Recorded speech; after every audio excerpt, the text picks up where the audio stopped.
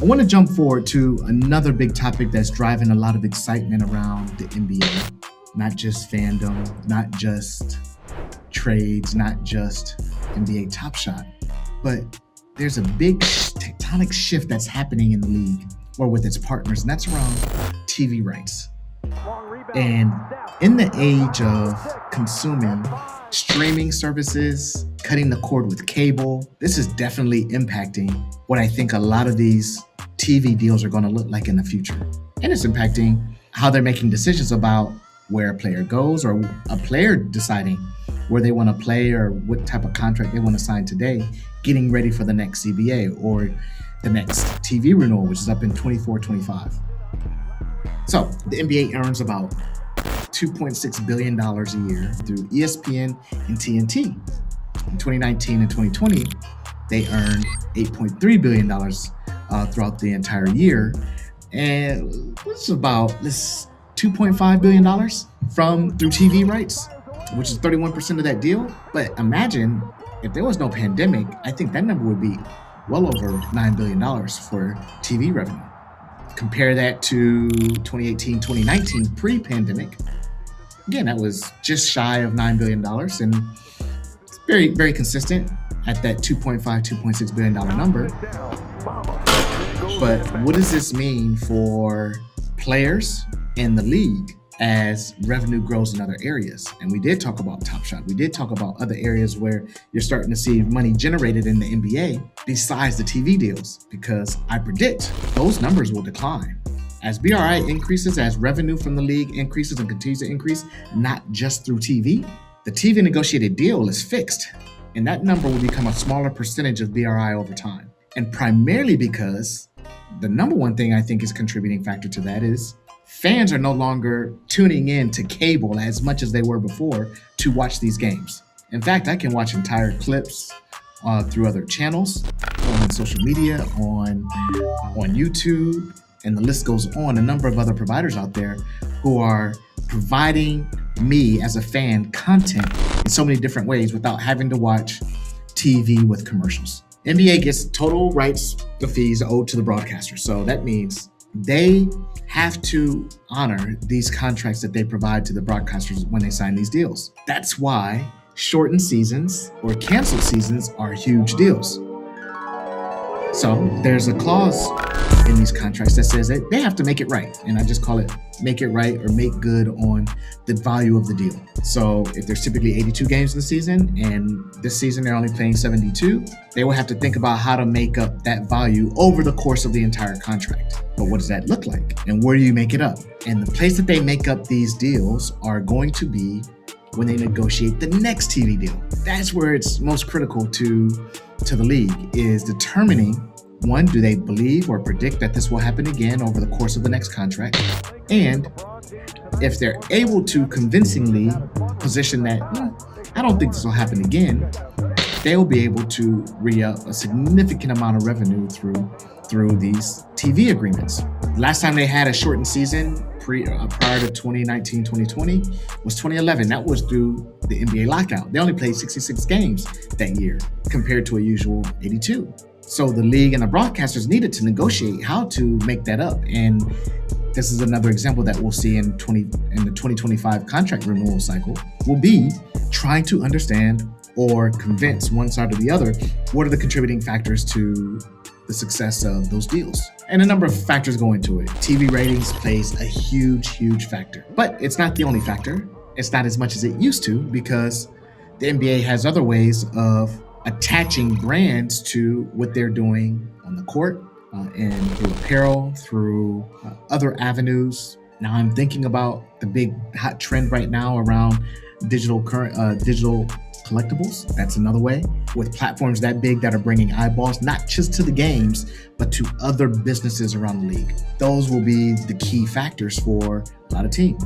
For example, not only are you seeing a decline in subscribership to TV or cable networks, but you're also seeing it come at the same time during a pandemic. And I think it may be a bit more impactful than a lot tend to believe. You had the 2020 finals, the Lakers and the Heat. You had one of the most storied franchises in NBA history and the most marketable player in the NBA one of the most marketable players, LeBron. And despite all of that, viewership for the finals was down 51%, which I think is reasonable to expect. They're playing in a bubble. You have folks focused on other things other than NBA or entertainment, folks losing their jobs, so forth and so on during a pandemic, which isn't going away just because we open up a city or open up a state, etc. Those problems don't go away immediately. So there could be some residual effect to that. But ratings were down. And so that will play a big role into how well they're able to convince these TV partners to re-up on these contracts or even more. But I also think the league has a great opportunity to start thinking about other licensing opportunities outside of just TV. Being creative about social media platforms, being creative about short form video content that they can now start to distribute on a bunch of different venues out there. They're already doing it with Top Shot, and I think there's a bunch of other creative ideas that they can think about that doesn't hold them hostage to just TV revenue. Now, I totally get why the TV partners want to start thinking about that, and I think you'll start seeing more acquisitions in that space as they're starting to think about streaming services that will still position them very well to make really strong bids for the 2025 contract. But it's going to be tough being able to be through other venues other than just pure cable TV. When you start seeing ratings increase, you're starting to look at how are we going to start matching up teams? How are we going to start matching up players and making that more predictable so that you don't get into a situation where you get to poor ratings towards the end of the season, or you get lulls in the season because it's just not exciting ball to watch. Of course, I put the asterisk next to the season just because of the pandemic and players not being available, yada, yada, yada. But these are all areas where you're going to see these teams start to really think about what are other creative ways for influencing the Players Association and the league owners to look at other avenues of revenue. And I circle back to my earlier statement, start paying attention to the NBA blockchain committee who is thinking about other ways to start leveraging blockchain. But the implication there is that it's not just through TV viewership as the only way to generate revenue or generate money. You're now starting to look at non-traditional or new modern ways of thinking about transacting with their fans, selling apparel, selling content, providing experiences to fans beyond just coming to the game, and creating a way for the average fan to start participating in those types of events or revenue streams. Because right now you have a fixed limit on who can engage in a NBA game in the stadium. One, limited amount of seats. Two, the cost or price of those seats excludes a lot of potential fans who are willing to spend dollars to come participate. That's what will be focused on for a lot of these players. Now, the networks, of course, make money from the ratings, and strong TV ratings means that the negotiation leverage exists for the NBA. But if it's not, then I think that power shifts to the actual broadcasters or the TV networks. So maybe 2020 is a unusual year, and maybe that's just all it is. And maybe the shortened season of 2020 could potentially just make it a moot point about negotiating the next deal. But I don't think so. I think it'll be something else that will get them to start thinking about other ways to drive revenue through TV and through viewership. Now, taking us down to the players, taking this down to the game, to the product that you see on the court. What can they start doing to influence and drive fan engagement? Because I think that's the ultimate measuring stick, is engaging your fans, whoever you are. If you're the players, if you're the league, if you are the owners, an individual owner in an individual market, focusing on your end customer, your fan, your local market, those that are participating in events in your stadium, buying your products, merchandise, etc., going to your events.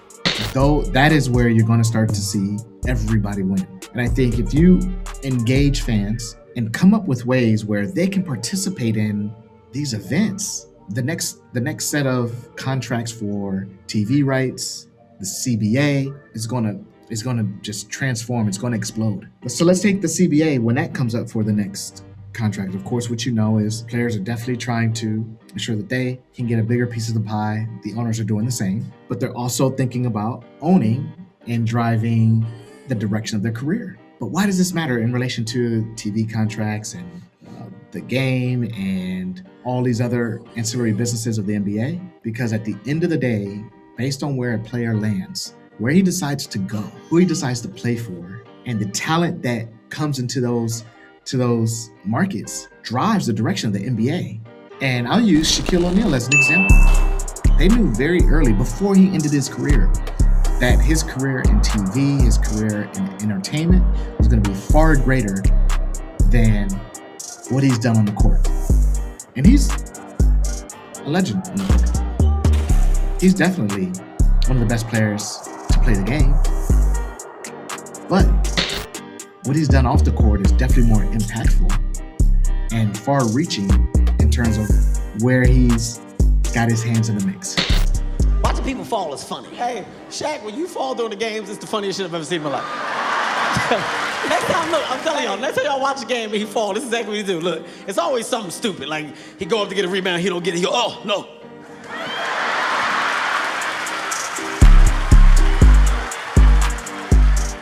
TV shows. Oh, Shaq, good to see you. Through his work on TNT inside the NBA, through events and public speaking, promoting products. There's not a bigger, funnier entertainer to market a product than Shaquille O'Neal. And that's an example of someone that came from a market and really took it over. So now think about younger talent. When they come into the league and you might be looking at these phenom stars around the country in a number of different cities who you're predicting will he or will he not go to XYZ college, Duke, so forth and so on, or will he go directly into the league? What's the draw that these players are going to bring? And it's definitely going to be their fans. Because you know what? The up and coming talent, the younger talent in the NBA, the one thing that they do bring with them are their fans in full force through social engagement. They have a stronger voice. They have a slightly different opinion about how to go drive change. And they're going to bring their fans who think alike with them into these markets. And when that happens, when those fans come, that is where advertisers are. See what you got me out here doing? You might have threw me off, but can't nobody stop the movement. I got you.